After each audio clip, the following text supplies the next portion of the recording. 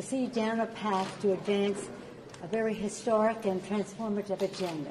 The President's agenda to build back better and also to pass a bipartisan infrastructure framework, create good-paying jobs across the country, building the infrastructure of our country with mass transit to help clean the air, with safer bridges for safety for the American people, for broadband to help people communicate better, whether it's distance learning, telemedicine, or commerce, or just family relations.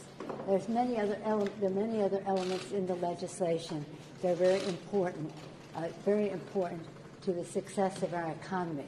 But in order to build back better, we want to do that and pass the Build Back Better bill. I call it Build Back Better for women because it makes a big difference in being transformative for women in the workplace.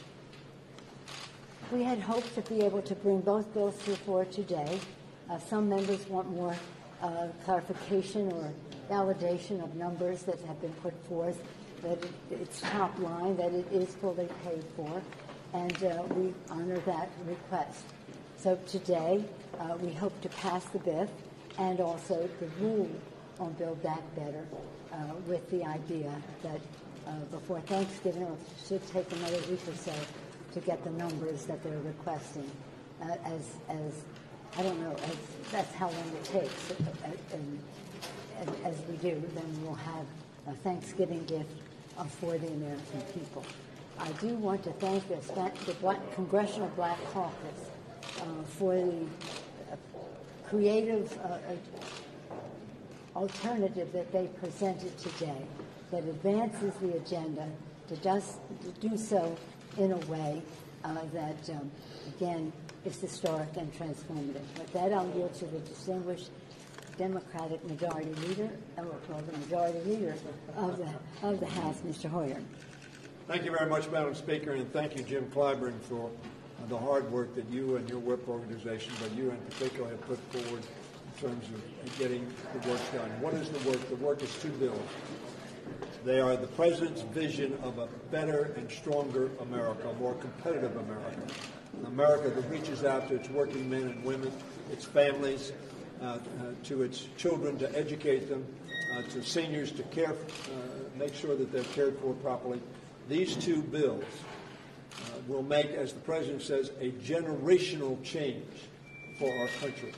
I believe that the votes today to pass the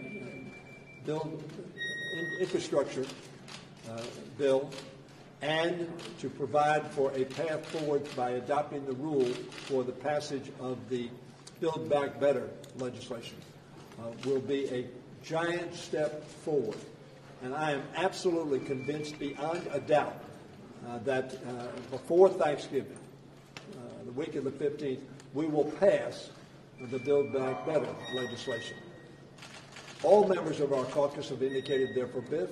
Almost every member has indicated, and I believe we will have an overwhelming Democratic vote and pass, on our side of the aisle, the Build Back Better legislation. I'd now like to yield to my friend Jim Clyburn, who's been so important in moving this bill forward. Jim? Thank you, Leader and the Speaker, for their vision, getting us to where we are today. I think that what we are about to do is hopefully pass a piece of legislation that will be very transformative to many of our communities. If you look at this bill, the so-called infrastructure bill, we see funding that gets us to about 70% of the way with a 100% build out of broadband in our country. That, to me, is very, very important. You are not going to be able to have the kind of medical care that we need unless we have telehealth and telemedicine. You're not going to have the adequate education for our children unless there's online learning that has to take place.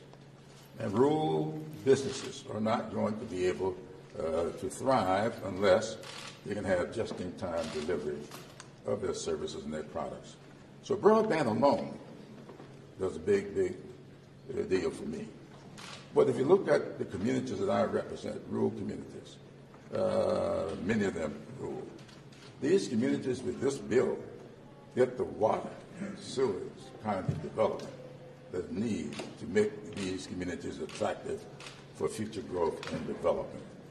This bill gets us a long ways down that road, and not to mention what it does for our ports. The Charleston port is in my district. Our ports, when you see a state like South Carolina building, now we do more tires in South Carolina than they do in Ohio. And we got Mercedes-Benz, their Sprinter is made in North Charleston. Volvo, and these BMW, they've got to have the ability to get these products out. So this bill, this infrastructure bill, is huge for my state and the community that I represent. And then that gets us to the rule on Build Back Better. And in Build Back Better, the reason we got to have that bill is because that's where so much of what we need for families to get to where they need to be, for their communities to get to where they need to be. Just take, for instance, children. In that bill is where we make permanent for another year the tax credits for children, tax reduction, I call it, for families with children. These things are very, very important, not to mention the other parts of the family that are taken care of with that bill.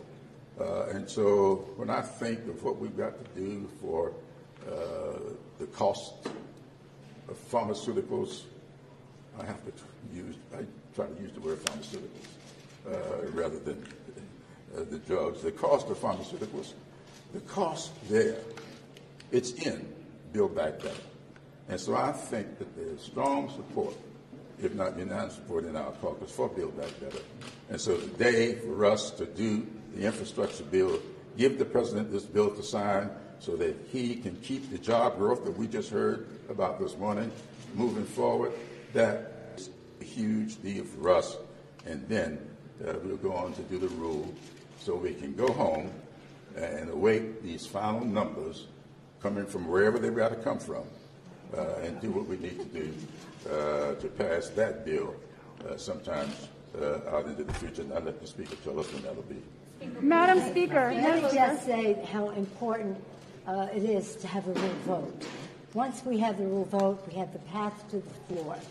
And all of our members voting for the rule says that we will pass, as Mr. Hoyer said, we'll pass the bill, and as the distinguished whip said as well. So the rule vote, people have to understand, this is the threshold. And so we'll cross the threshold that'll take us to that. Do you have enough Republican votes to pass the bipartisan plan? Well, we hope to have as many Democrats as possible to pass the bipartisan plan. Madam Speaker, yes. Madam Speaker, yes. A couple of questions on that. Congresswoman Jayapal came out with a statement indicating that she will not support her caucus, the Progressive Caucus, the infrastructure bill, if it goes without Build Back Better, that she would rather wait until the CBO score comes and that moderates are on board both. Have you spoken to her, and do you have the votes right now for the infrastructure bill?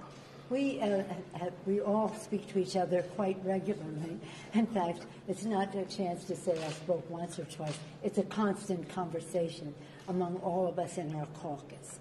And the fact is we believe it is necessary to pass the BIF so that these jobs can come online as soon as possible. We have waited a while. We had hoped to pass it sooner, but we can't wait too much later for the legislation. I do believe that there are a large number of members of the Progressive Caucus who will vote for the bill. That is my understanding. I whip the members at the time. I have my own. No, Mr. Clyburn has the official whip count. I have the Speaker's secret whip count. I don't tell anything that people tell me, not even you, my dear good friends. but I have a pretty good feel. Do you have 218? Do you have 218 votes to pass it? We'll see, won't we? Speaker Pelosi, Listen. the inability. We'll see. Anybody else? Speaker Pelosi, your inability Please. Okay. That, you know, we've seen this. There's going to be a vote. Okay, there's not going to be a vote. There's going to be a vote. There's not going to be a vote. At a certain point, do you worry that it starts to look like the Democrats can't get out of their own way? No, welcome to my world. This is the Democratic Party. It is, well, Roger said it very well, where he is over there. And it is a party whose vitality and diversity is something that we all respect and admire. We are not a lockstep party. We are not just speak as one person and nobody else needs to show up. And that exuberance is the vitality of our party, which we value and treasure and respect the different opinions within our party. One of the challenges that we have, though, because I've been here a long time, as have all three of us, in those days all of this would be done, but not on 24/7 platforms where their opinions going out, characterizations going out before anybody even knew what was going on. So it's an additional challenge, but I see every challenge as an opportunity. Speaker Pelosi, Yes, what is your message to progressives who say they will not vote for this infrastructure bill?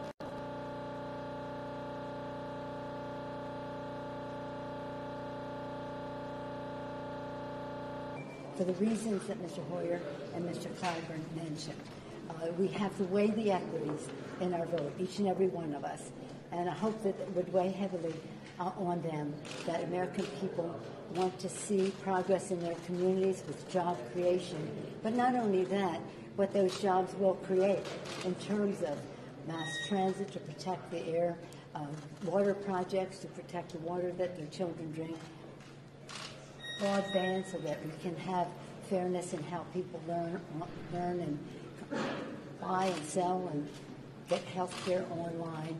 The list goes on and on, and it's very important that we pass it. So I hope that they would make a judgment on the merits of the legislation. Speaker Pelosi, the inability of Democrats to pass this today, what does this show to the American people? What inability? The inability to pass the Build Back Better plan. Well, it's not. We're moving the Build Back Better along. This is the first major step. We have never, with all due respect to your characterization, we're in the best place ever today to be able to go forward. We have not had this level of progress in terms of where we are in Build Back the BIF, bipartisan infrastructure framework, it's called the job creation legislation, and the opportunity to have a path to build back better for women. And for women, because there's so much in there that is liberating for women in the workplace, and dads too, who have home responsibilities, whether it's child care, whether it's elder care and home health care, whether it's children learning, parents earning with again, the child tax credit that helps pay the bills, but in so many ways. And of course, we're very proud of the fact that in this legislation, we have the opportunity for people in the 12 states that did not embrace the Medicaid provisions of the Affordable Care Act to be taken under the Affordable Care Act. This is transformational. And everything I mentioned is supported by Senator Manchin and Senator Sinema. Everything that I just mentioned. There's some things that they may add, subtract, or whatever, but over 90% of the bill was built House, Senate, White House. So if there are a couple things at the end that are different, we'll deal with those. But this is, again, transformative, historic, and again, this is two giant steps forward today. But some voters are saying that the government, the Democrats are unable to get it. No. Well, watch the vote when it comes up, okay? But some voters think on Tuesday that the Democrats are going to get anything done. Thank you.